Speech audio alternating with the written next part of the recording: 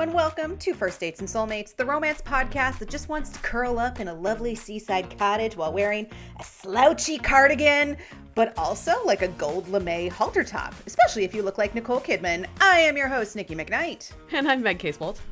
And on today's episode, we are diving into the 1998 American romantic, fantasy, feminist masterpiece that is Practical Magic. Meg, was this a movie that you had seen before? Was this a new venture for you? You had not seen this one either? Coming on the heels of She's the Man. I'm like, y'all, okay. All right, Meg, we need to talk about your medical. I kind of wonder if like maybe when I was a teenager or like young adult, I was like, no, someday I'm going to have a podcast and I want to come to this fresh. Like, no, friends, I don't want to watch that very popular movie with you because someday Nikki's going to ask me. Okay, so you had, what did you know about it though? Before, like, did you know the name? Was it something you were familiar with? Or is it, no, it's a movie, I know nothing else about it? Yeah, I basically just knew it was Nicole Kidman and Sandra Bullock as witches, and that was all. I didn't know it was a romantic comedy. And then like I opened up the thing and I was like, oh, Stockard Channing. Okay, cool. I'm here for it. But didn't know the plot. Didn't know anything. Didn't know they were sisters. Nothing going into this. Like the most basic premise of the movie. I was like, oh, okay.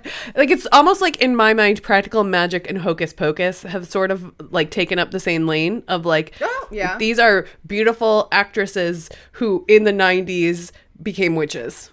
And that was all I knew. Honestly, from a vibes perspective, they're kind of similar. Mm-hmm. Like, I think even when you pitched it to me, you were like, Practical Magic. And I was like, Hocus Pocus? So that's how much I knew about it. Not as much Bette Midler. But you still have a Stockard Channing. You still have, like, a titan of the industry holding space in there. Yeah. That's pretty true. Okay, so what were your macro thoughts about Practical Magic? Love a movie with this much... with this many women supporting each other. Love the curse as a plot device. Felt like there was zero romantic chemistry at all with the cop. I don't even know what his name was. I don't care. But like that whole plot line to me was like, that's just weird. So those were my macro thoughts. Beautiful. Okay. I do enjoy it. So I have seen this movie many times. I'm trying to think. If it came out in 1998, I was 9 years old. Honestly, I probably saw it sometime around there, like when it came on TV. I feel like this was definitely a movie that was on repeat in the fall. Like, you know, we have like Pumpkin Spice Fall and like the Pumpkin Spice like influencers who show up in their cozy sweaters with their Uggs. This is very much that of the late 90s. It like the sartorial choices in this film remind me very much of like that time. It's very much in line with the fashion in The Craft. It's kind of this like light goth kitchen witch odd girl vibe to it, which I love. And I definitely remember watching this a lot. I don't think though, because back in the day, folks, when we didn't have streaming devices, oftentimes you would be flipping through channels and you would come upon a movie already in progress and you'd be like, oh, Practical Magic, I'm going to watch it. I don't think it was until I was in my very late teens that I actually saw the first 15 minutes of this film. So it's always kind of fun to go back and be like, oh yeah, there is like an opening, like narration story type thing. Okay, cool. Yes, I remember it.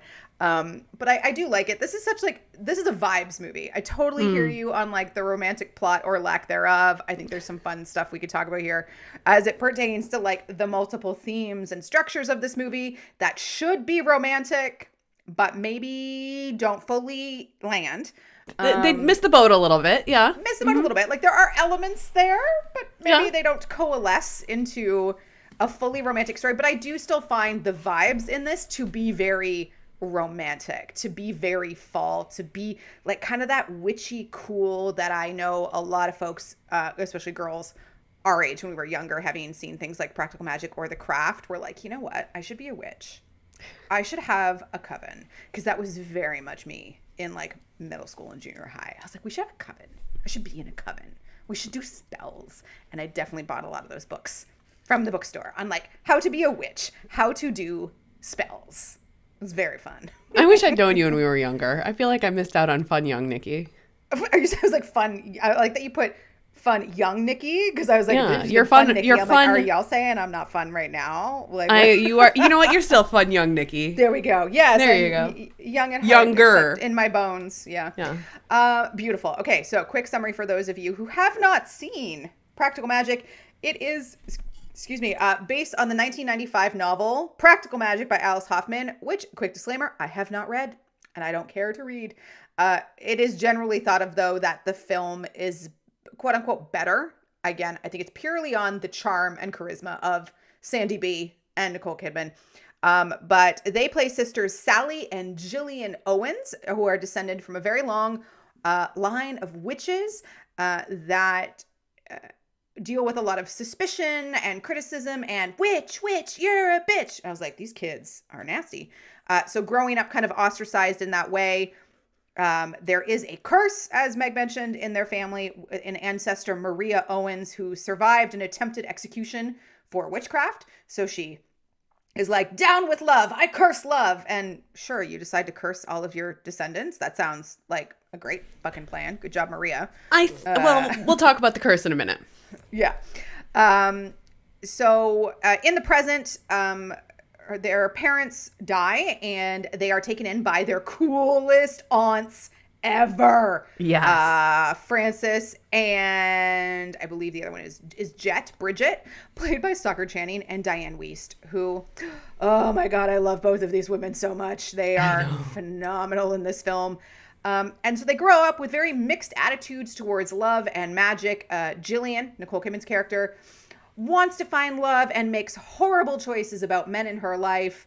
Eventually, she's always running away from home, and she's kind of got this kind of slutty reputation in the town. We can call her like a wild child. Like, yes, we'll go with that. Yeah. She's the red-haired one, after all. Obviously. And she is rescued by her sister Sally, played by Sandra Bullock, from her abusive boyfriend, played by Goran Visnjic. Wow, Goran Visnjic is so like dirty in this movie, but still kind of hot. So different from him on ER, which blows my mind. But Sandra Bullock's character, Sally, grows up completely the opposite. Wants nothing to do with love, thinks love is a trap, thinks it's horrible, never going to fall in love.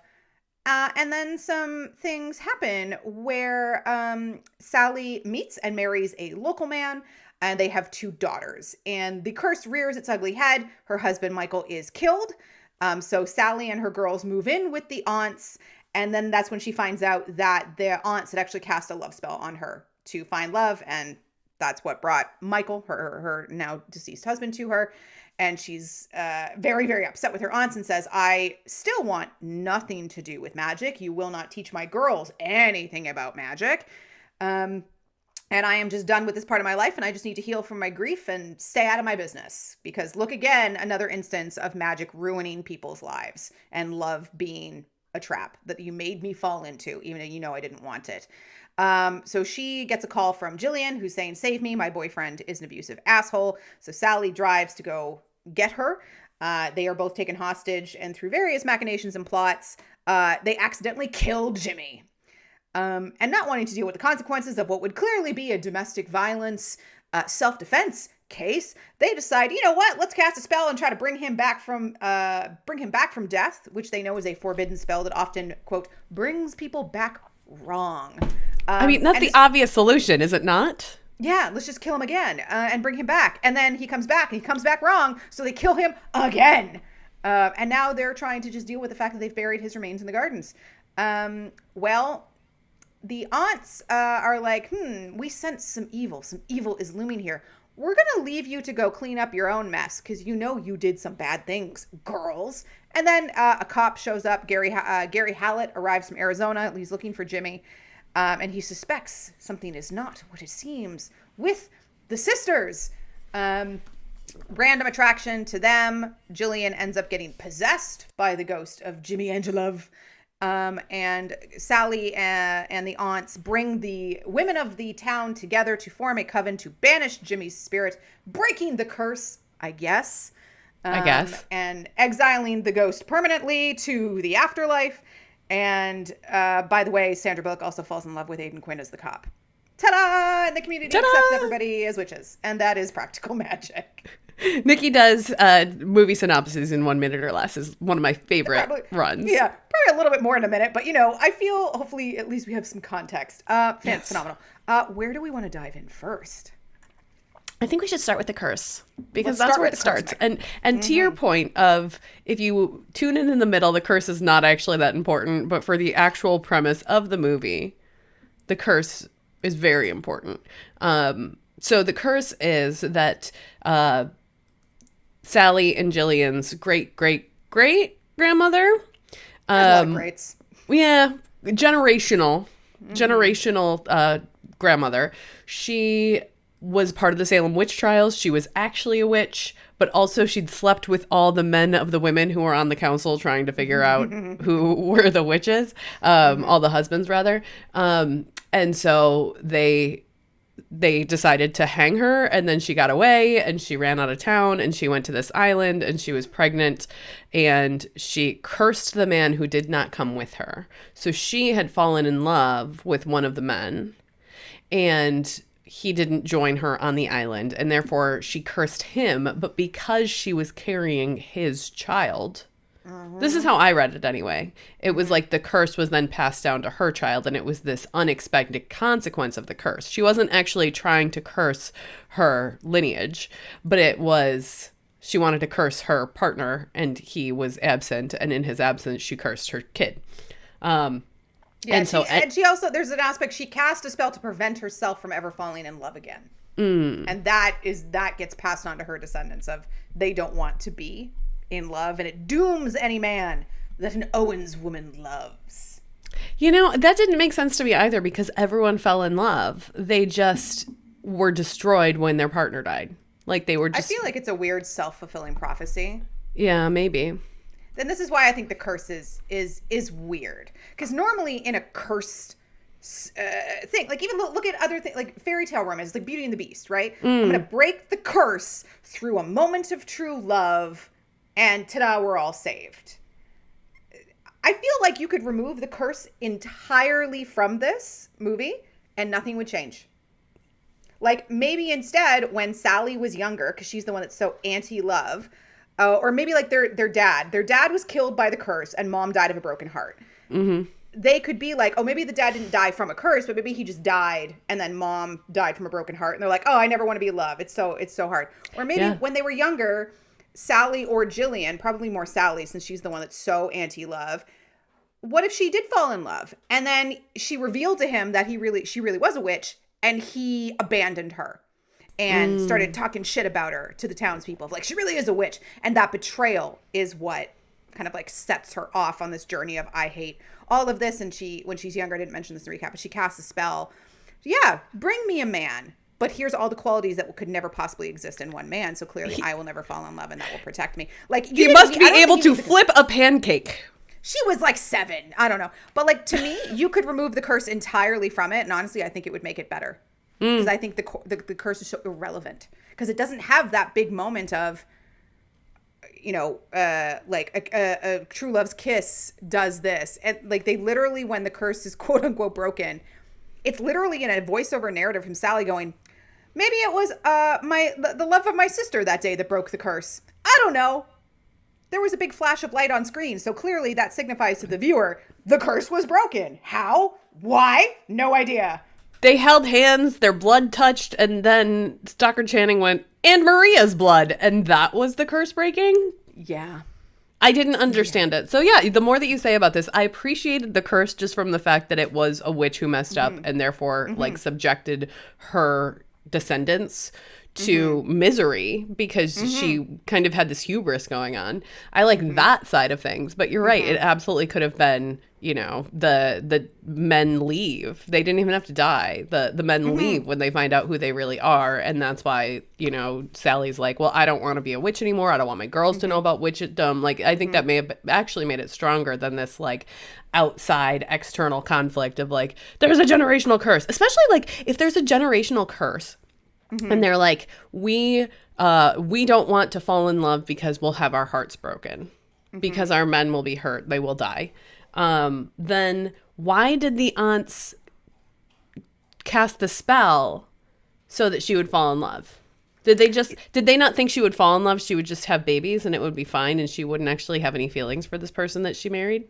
I don't know. I didn't get that. The concept of love in this film is really interesting because I think really what might have been more interesting for this film is to focus on sisterly love and the love of sisters or sister figures, like familial female love. I think would have been a really interesting perspective for this film because like the aunts cast a spell, and there is a scene when the girls are younger when a woman comes to their house and is like, I love him. He won't leave his wife. I want him to be so obsessed with me that he sees only me. And the aunts are like, cool, pay us for a spell. Stab this pigeon in the heart with a needle. Be careful what you wish for. And that doesn't really go anywhere because we don't see Jillian cast that spell for herself. That leads her into trouble with her poor choices in men. Ooh, that would have been interesting. Right? Or Sally seeing that fallout. Or, so when you do find out that the aunts are like, by the way, Sally, in your moment of tragic grief where your husband, love of your life, father of your children has been killed by a truck while he was moving watermelon or something. Like, we cast a spell to make that happen. Like, what a betrayal by the aunts.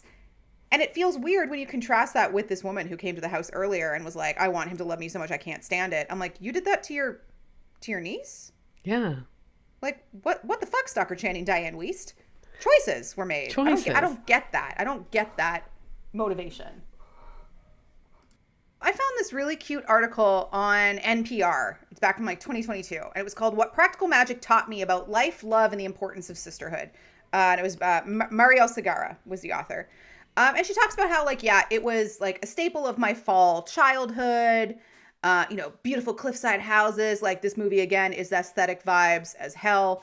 And they were talking about some of the themes of, like, love in the character. So she talks about in the article that woman who says, I want him to want me so much he can't stand it. And then she stabs the bird, poor bird.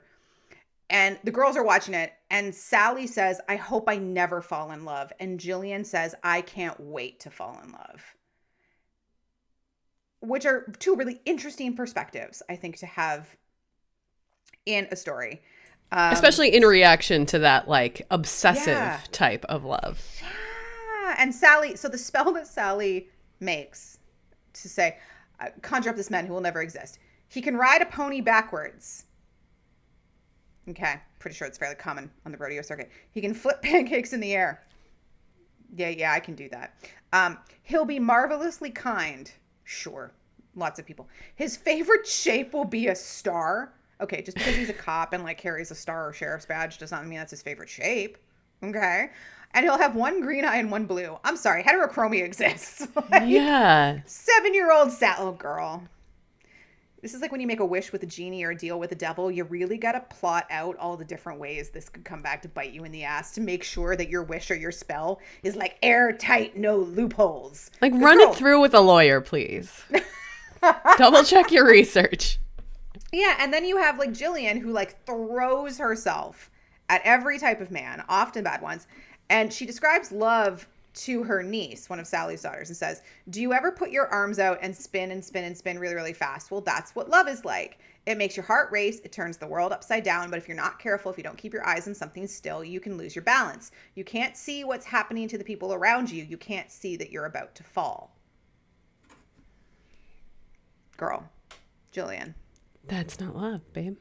That's the most red flaggiest of red flag. Like, love can be dangerous. And then she hooks up with an abusive man. Mm-hmm.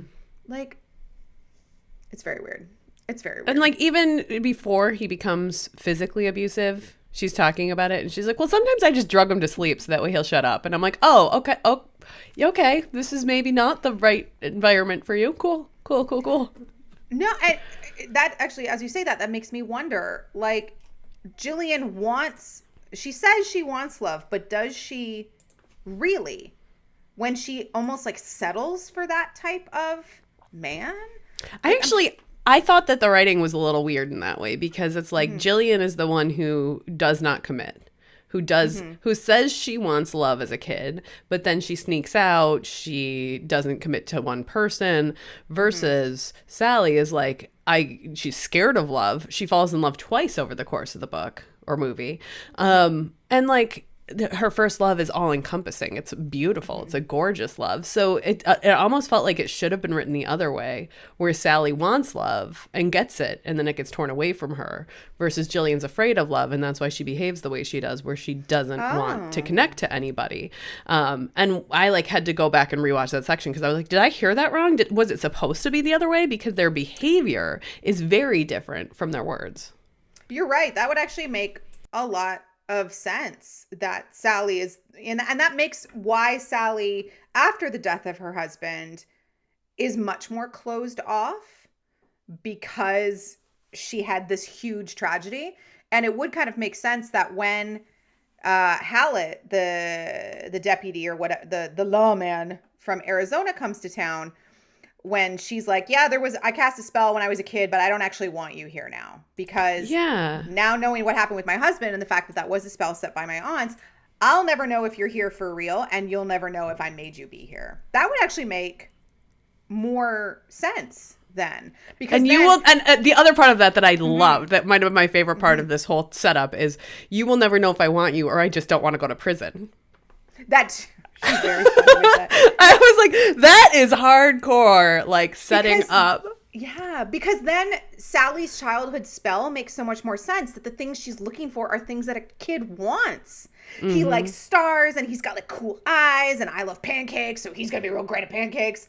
Then it actually kind of makes sense that it's kind of made from a child's perspective of not knowing what love is, really. So that, but just having this vision of like, here are the things that I would want as a 7-year-old. Yes. Okay, this actually makes a lot more sense now, if it's written this way. Do you should we write like a script update and ship it back in time to 1996 when they were working on this? Here's what I'm really curious about. They're filming a sequel. The Practical Magic 2 is filming. It's supposed to come out, I think, in late 2026. And it has the original cast back. It has Sandra Bullock, Nicole Kidman. It has Diane Wiest. It has Stockard Channing. It's based on the sequel to the Practical Magic book that Alice Hoffman wrote like 4 years ago. It's pretty new. Again, I know nothing about the book. I like want to do a podcast about this now. I wasn't that excited about the original movie, but now the sequel, I'm like, all right, let's plan ahead for 2026. The end of 2026. We're like, we'll do this like this time next year, maybe, is when it's going to come out. I don't know. There we go. Yeah, I like this a lot better, because it makes, I think, a little bit more sense in terms of characters' motivation and their relationships towards love. Interesting. And towards each other, because Jillian's always running away from Sally. Jillian's always running away from the house. Jillian does not want to put down roots. She does not want to find love. She wants to go exploring. That does not seem to me like somebody who is, I can't wait to fall in love. Unless it is that obsessive kind of love. Maybe that's part of it, is that they said that right after that spell was cast about, like, I want him to be obsessed with me. And if that is what Jillian thought love was, that is actually what she got. Was somebody who was obsessed enough with her to be like, if you can't be with me, you can't be with anyone, and I'm going to murder your ass. You know, like, if you kill me, I'll come back and possess you. That kind of love is what she thought love was, maybe. And therefore, that she got what she wanted. And I the curse didn't actually impact her, which is funny, because supposedly if she was the one that wanted love and that was the person that she loved, then she could have just waited and he would have died. But the abusive prick doesn't get his comeuppance from the beetle, the like little cursed beetle that shows up. It's true. And that makes a lot of sense too, because if Jillian was the one who was like, fuck love, like, I just want to get laid, I just want to be that wild child, then it makes sense that she's constantly running away, and Sally stays in town despite the fact that she is ostracized, despite the fact that other moms at the school are fucking rude as hell to her. Because Jillian, if she was the one that was like, down with love is dumb, screw men only, nothing else, then she would see staying in town and as settling down. And that's what she does not want, because settling down has that bad aspect of love connotation to it. Whereas Sally wants to have a business in town. Before her husband died, they were going to open up this shop where they would take the botanicals and, kind of kitchen spells that Sally still did and sell that in shampoos and hair products and botanicals and natural products and things like that.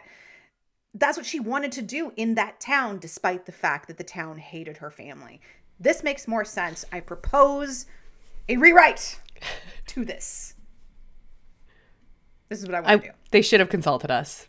Honestly, yes. Me as a 9-year-old would be like, you know what would really make this story work? Okay, I want to talk about Aidan Quinn and Goran Vishnek. So the two men in this film. Yes. Yes. Okay. What are your thoughts on how this, I'll call it like the noble cop lawman and the really abusive, probably connected to the Bulgarian mob, may also be descended from Dracula, because they mentioned he's from near Transylvania, so perhaps he was also slightly vampiric.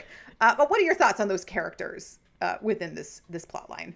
I actually really enjoyed what's his name? Jimmy Angelov. Yes. Jimmy Angelov. I was like, yeah, I this feels like the right choice for this character who's running from her feelings, who doesn't, who wants to feel invincible, and she finds this man who makes her feel that way. And surprise, he's an asshole. And he's abusive and he's possessive and he's all the wrong things.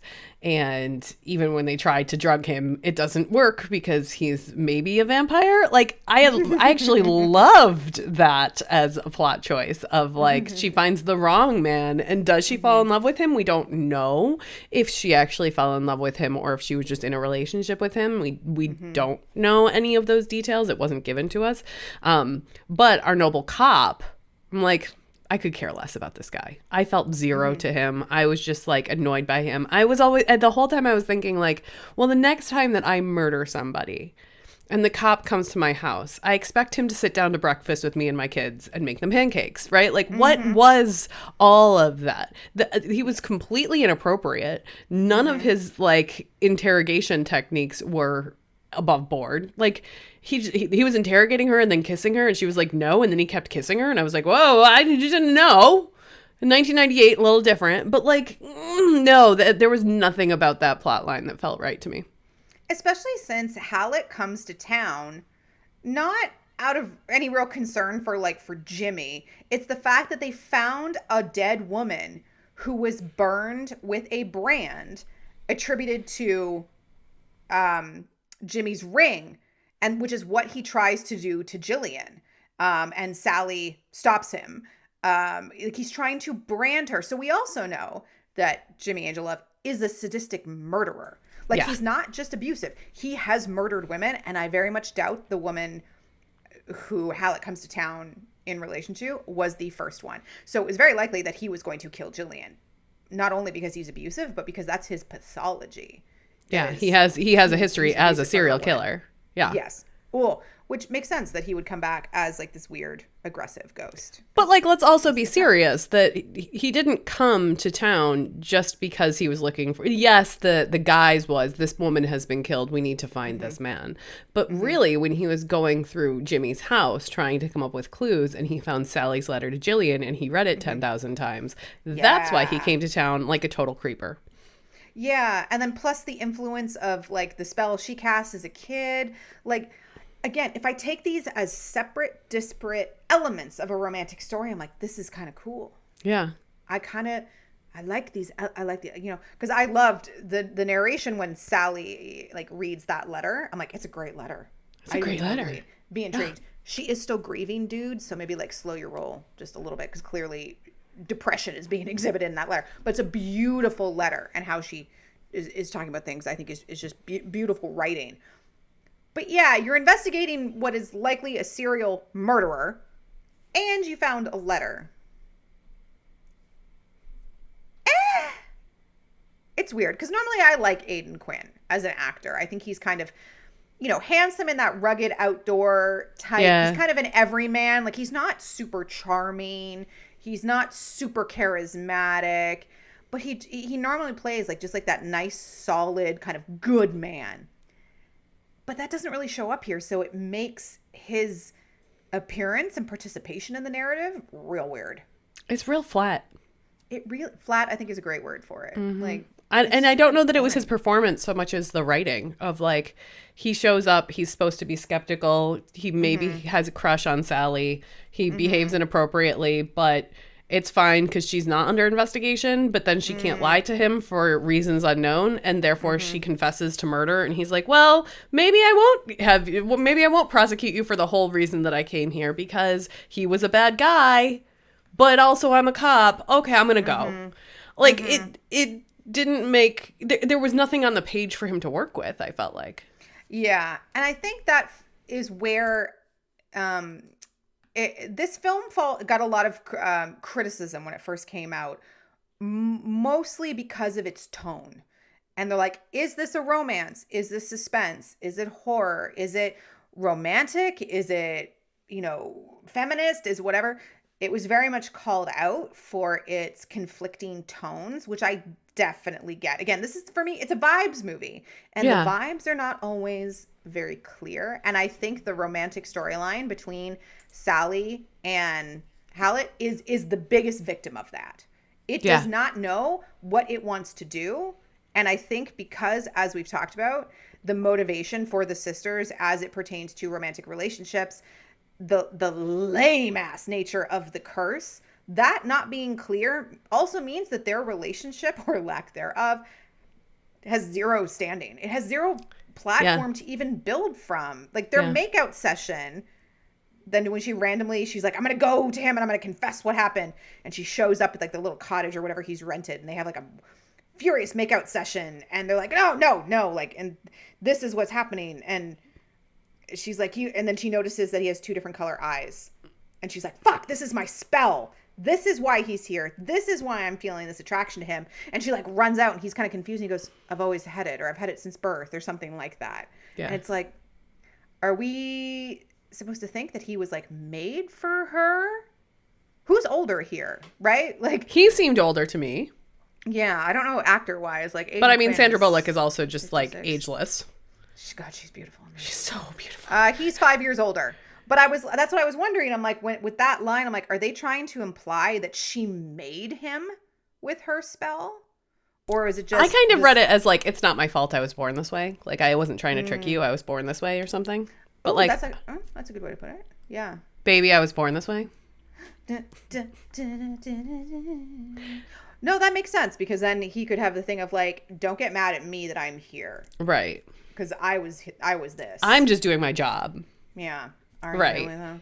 But yeah, to your point though, it's like it tries to be a romance, but it also has some of these, like, crime investigation elements and a bit of suspense of the kidnapping and the abuse, and then also the possession kind of pulls it into horror. I don't know. Every time, like, as soon as Nicole Kidman got possessed, I was like, oh, that's why they cast Nicole Kidman here, because I feel like this is her every character. I'm like, I could look at her and be like, this is the same character that she played to an extent in, like, Moulin Rouge. This is, like, I feel like she sort of ties herself into these wild child sexy roles sometimes. Even, like, what was the one with Adam Sandler and Jennifer Aniston that we watched a couple months ago?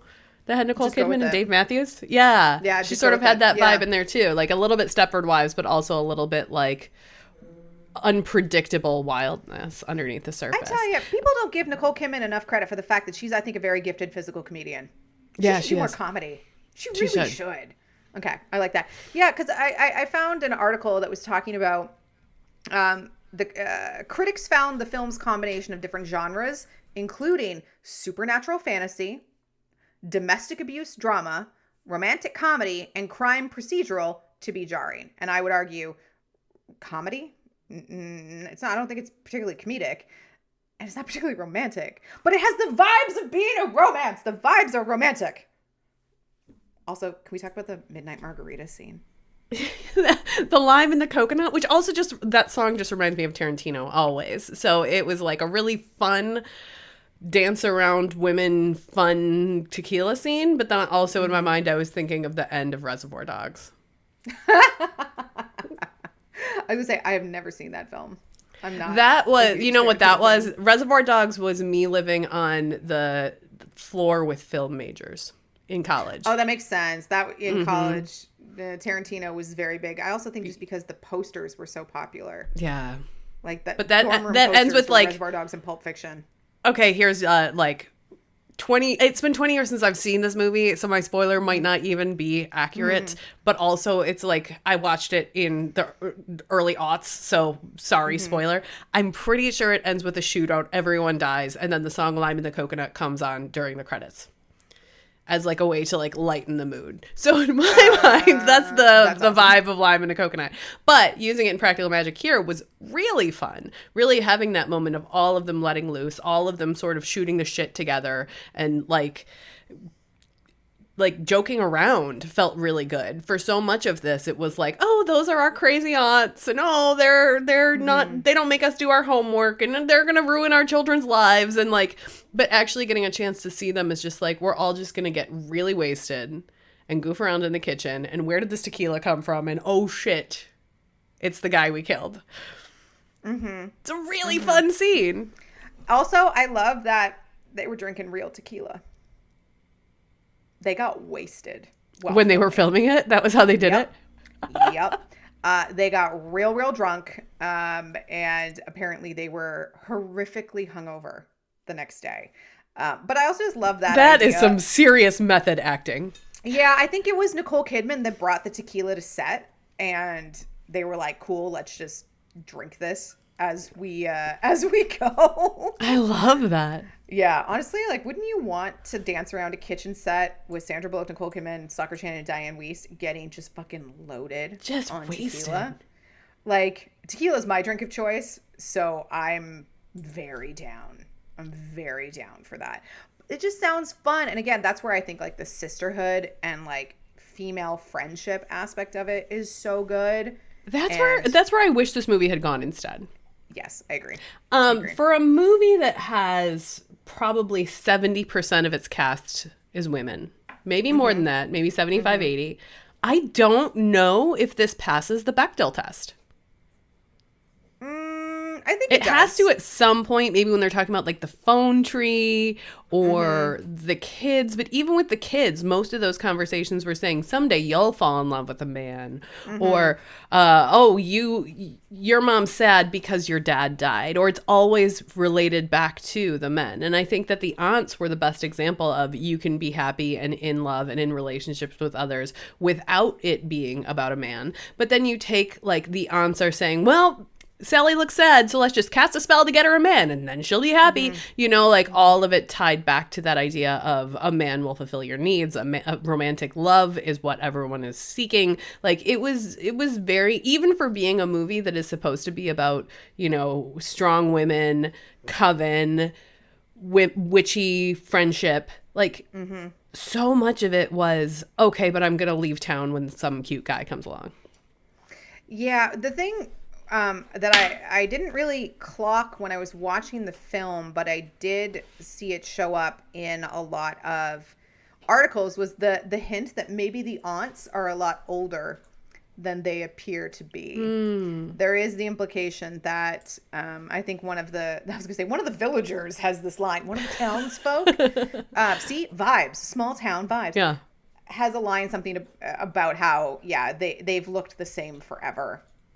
They could be quite a lot older than they do appear to be. Yeah, like I believe it technically passes the Bechdel test. I'm sure there are moments where it does, but it was a little disappointing to me at how little their conversation revolved around. Yeah. You know, the generational legacy as opposed to the curse about men, or, you know, what your powers can do for you in the world instead of like, well, how you can get men to love you by using your powers. Yeah, the Bechdel cast, the podcast, they often say in their opening that we just use the Bechdel cast as a jumping off point for initiating a larger, more intersectional discussion about the role of women and traditionally marginalized people in film. And they've made many edits to their version of the Bechdel test over the years. This podcast has been around forever. You know, it's things like, okay, it has to be at least 2 lines of dialogue. So it can't just be a, hi, how are you? I'm great, how are you? Between 2 women. They've extended it to say it's not just between 2 women, it's 2 folks of marginalized genders. they've also said, one of the things they updated it to in the latest version was it has to be narratively significant dialogue. Ooh, I like that. So again, it's not just a, hey, how are you? Can you tell me how to get to the gas station? Sure, it's down the road on the right. Like, that's not narratively significant. So if we were to kind of co-opt their version of the test for this film, yes, it still passes. But to your point, because the curse is so crudely drawn, all of the discussion that is not the curse doesn't necessarily have a ton of narrative significance. And then to have the ending be, oh, we will lift the curse and we will release Jillian from this possession because of the power of our sisterhood. Mm-hmm. Kind of came out of the blue. Yeah, and did it actually do that? Right. We haven't seen Sally's mind be changed. We haven't seen Jillian's mind be changed. Neither one of them have had a really big revelation about love, about sisterhood, about family in such a way that would make the breaking of the curse plausible. Other than, oh, I love my sister. No shit, we know you do. You've spent the entire movie loving each other and supporting each other. It's great. But what is different about how you see love and see the curse and see your relationship more specifically to men? How has it changed? It hasn't. Yeah, this Not is in a stated way. This is giving me like Frozen vibes, like the end of Frozen where Anna is willing to sacrifice herself for Elsa. Mm-hmm. And then Elsa realizes that and realizes that that's the love that can thaw a frozen heart, right? Like both of them have that recognition. Both of them have that feeling of this is the most important relationship in my life. Forget the men, forget the prince that cursed me, forget the guy that brought me back. Like the most important relationship in my life is this sisterhood and I will do anything to save my sister. And then Elsa sees her and is like, oh, I love her so much that I understand my powers better because I want to save her. Like that was the moment that we needed in this movie. It was Sandra Bullock saying like, my love for my sister is more than I ever felt for anybody else. Or, the moment where they're laying on the floor side by side and Jillian says like, just let him take me. No, I need to stay for you. There's a hint of that in the like, you said that we would die together and I'm not ready to die. That was a really interesting space, but also like not really explained or justified in any way, just sort of a callback without ramification moving forward. So yeah, I think some tightening of the screenplay would have taken this a whole lot stronger if they had leaned into this is the purpose of not just those two as sisters, but sisterhood universally. They had 3 generations of pairs of sisters that they could have played with a whole lot more. Not just, well, what can we do to get these people to fall in love with men? Yeah. Because men are this is the only option. Like, curse could have been broken if we had just had some queer people around. I tell you, I think Jillian would do really well with having a woman lover. I'm just saying. Yeah. She could do that. And that would kind of make sense for her vibes. Or she could be bi, she could be pan, she could do whatever the fuck she wants. But you are correct. I do like that reading of it. Anything else we want to say about practical magic before we? No, what is it? So you said that you've seen this movie many times. Sometimes you're just scrolling. Sometimes it is the choice. What is it that you ship the most about practical magic? It's the vibes. It's the New England. Even though it wasn't filmed there at all. It was filmed in Washington, right? Yeah, it was filmed mostly on a set in California. Some of the exterior was done in Washington. It's the vibes. I think it's the ingredients are there for a beautiful, romantic, witchy story. The sartorial choices, the settings, the quirky aunts, the great chemistry between Sally and Jillian. I think I love what this movie could be. Yeah. It doesn't get all the way there, but it does still do enough that I'm like, this is just a nice, enjoyable, low stress watch when you're in the fall mood and just want to wear a dark floral slip dress with an oversized cardigan that just keeps falling off your shoulders. Like that's the vibes for this film. I always want to be wearing that though. Year round. Honestly, I was at the winery last weekend and there was a group of women that came in to do a private tasting event and they were all dressed like the dark, witchy, late 90s kind of like goth grunge mix. So the craft meets practical magic is what the entire group was wearing. And I went to one of my coworkers and I was like, oh my God, look at their fashion. One, they look fabulous. But two, like it was the slightly darker lip, like the plum lip color with the darker dresses. And they looked phenomenal. But I said to one of my coworkers, I'm like, oh my God, they look like they're in the craft or practical magic. And they went, what? I'm like, oh, I forgot you're 24. Never mind. It's the vibes. What about you, Meg? What do you ship the most about practical magic? I think it was the aunts. Oh, I think God, it was they're just, good. they're so funny. They're so like good at meddling, but also so likable and goofy. And, you know, I wish that I had had aunts like that who would just be like, no, you don't need to do your homework. Let's go make some spells, you know, like, Yeah. and they were the hands off when it made sense, where they're just like, they need to figure out their shit. We're out of here. You know, like I loved that vibe from them. The like margarita singing. It was definitely the aunts. I have a crush on the aunts. They're so good. I love them. Beautiful. All right. Well, before we head into the final question of what we are shipping this week, head on over to Substack, Apple Podcasts, or Spotify. Give us a rate, review, and subscribe. It does great magical witchy things to help other folks find us and listen and join in on the conversation. And we would mucho appreciate. Thank you very much. All right, Meg, what you shipping this week? I'm shipping a book called A Love Song for Ricky Wilde by Tia Williams. If I had to choose a category for it, I might choose the idea of magical realism, even though it doesn't come from a Latin American lens, just because it sort of has these like vibes of things are happening for reasons that are outside of my control, and people walking among us are not always who they appear to be, but it's not entirely magical or paranormal.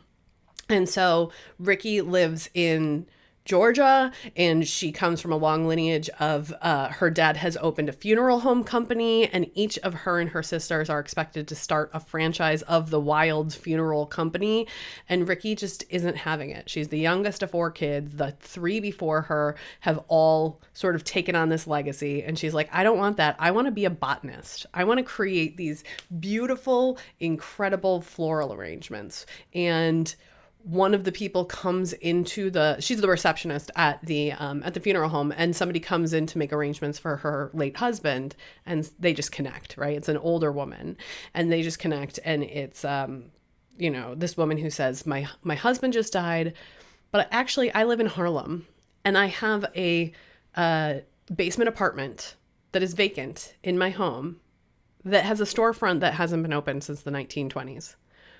Would you like to move in? And you can start your botany shop in the front of it, and you can live in the back.